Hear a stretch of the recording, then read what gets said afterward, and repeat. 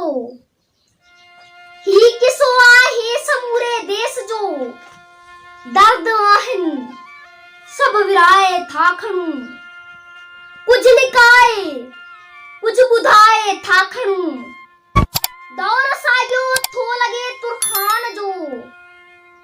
ही अथई अरगून साॼा ऊपरा हू मुगल मलकनि जे आहिनि देस में ऐं उन्हनि जा हमनवा ज़रदार ही ॻोठ ॻणतियुनि में विया सभु ॻोहिजी नाग ही आया किथां जोगी ॿुधा समुंड खे विकिणे छॾियो आहे उन्हनि हू तिमर जा झंग था गिरवी रखनि कारूं झड़ जा अंग उज़वा था कपनि लाड़ काछे ऐं उतर जा आदमी थिरथिलो आहे अञा ॾिस थरांदर कुर्ब कोहिस्तान जो समझी सघूं बहरिया में तुंहिंजो बंगलो थो ठहे भाव तुंहिंजे खां खसे विया झूपड़ी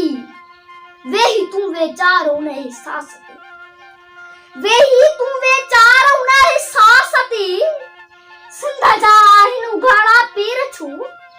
हर तरफ शीशा ई कोका गैर छो मायरन जूं हू पुराणियूं पोतड़ियूं तन मथां धारियूं किरेनूं थियूं फिरनि बाज़ बहरी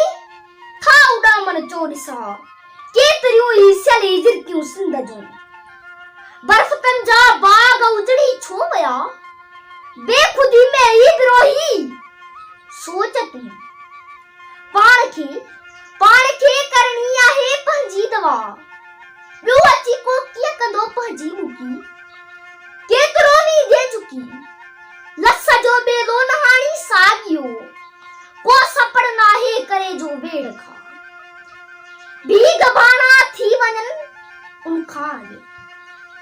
भीग भाणा थी वञनि उन खां ॿुड़नि जा ॿोल बाज़ारा ॿुधी के मता जूं जारे ई जागी पवनि जाग जूं था जंतरियूं जो क्या पढ़नि आसरन में था रहनि ही कलमती गाम ही वींदा गबोलन जा बची एतिरो आहे किसो ही सूमरा तूं संभाले रख भली मंशूर ही पार्टी कहिड़ी बि आहे तुंहिंजी पर गॾु थियण जी ॻाल्हि करणी आहे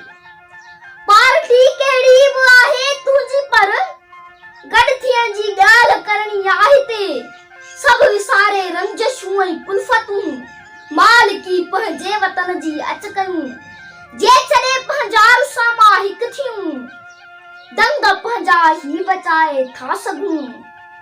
जंग पंहिंजा ही बचाए था सघूं नंग पंहिंजा ही बचाए था सघूं दंग पंहिंजा ही बचाए था सघूं नंग